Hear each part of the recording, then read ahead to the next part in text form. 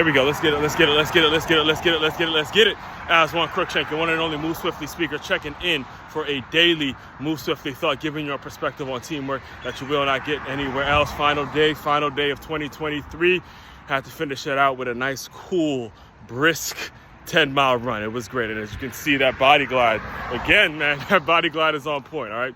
So I'm recording this, like I said, New Year's Eve, which means college football has a lot of those New Year's Six bowl games, the major ones like the Orange Bowl, Sugar Bowl, Fiesta Bowl, Cotton Bowl, the games that are played nationally televised, all that kind of stuff. And recording this the day after Florida State just got that ass beat. Literally got that ass beat 63-3. All right, that kind of puts a bow on all the debate and the back and forth that's been going on about should they have been in, should they not been in, and all that kind of stuff. And just for the record, I was on the side of Florida State should have been in. I was on the side.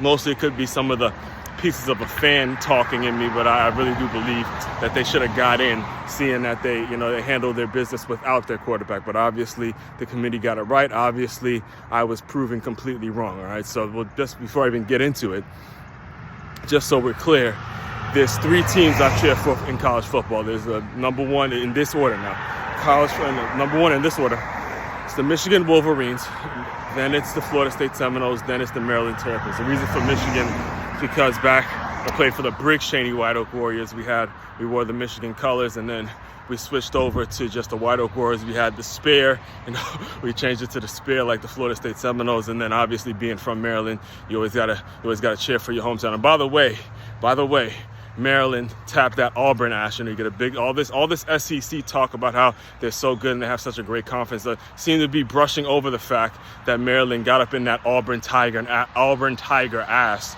And Auburn does play in the SEC, and they got absolutely bitch smacked by the DMV zone, the Maryland Terrapins. That's all I'm saying, So all this talk about how great the SEC is, it's really just two teams, It's really just Alabama and Georgia that are really the dominant teams, all right? So let's get to this. Let's get to this Florida State situation. And I got into this debate a couple days ago. It's about a week ago going into it when I found out, when it came out, that all these Florida State players were opting out, deciding not to play, joining the transfer portal, or I'm getting ready for the draft, I'm doing this, I'm doing that. All right, here's my thing. And then again, you're speaking to someone that cheers for Florida State and wants to see them do well. But here's what I say to all the people that were making excuses about how Georgia tapped that ass. So they're only beating the third string, all that other shit.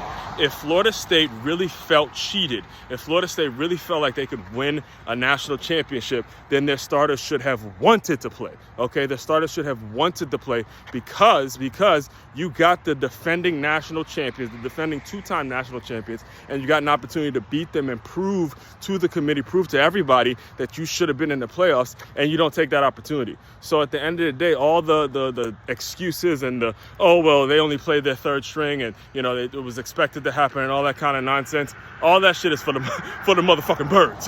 That shit is for the motherfucking birds, because again, and then the argument, here's the argument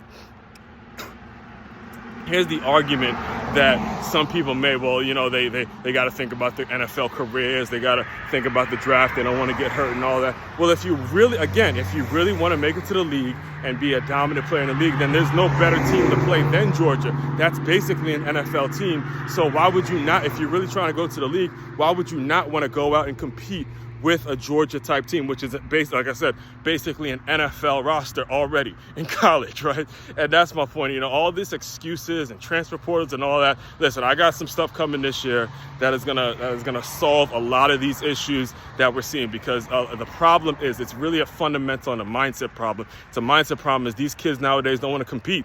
They don't want to compete. Everything is about transferring this and trying to get the bag and trying to go to the league and protect themselves. No, fuck that. Listen, it's about I'm with players being compensated. Trust me, I'm with players being compensated. But I don't want it to take away from the mindset, the competitive nature that the game was built on, man. The rivalry that the game was built on. The just going to war with your brothers, man. Going and playing a game with your brothers. Playing a game like it's going to be your last game, and not thinking about, oh, man, what if I get hurt? It might hurt my chance. Again, I'm with you, but it's something needs to be done. And trust me, I got something coming for that. Just stay tuned. Yeah, stay tuned. It's going to be major announcement coming in about a week or so, all right? Main website to check out to dive deeper into all my work, makeyourmove.com. That's makeyoumove.com. One-stop shop for all your teamwork and your self-development needs. Aswand Cruickshank, your one and only Move Swiftly speaker, checking out. You guys continue to move swiftly. We will talk more soon.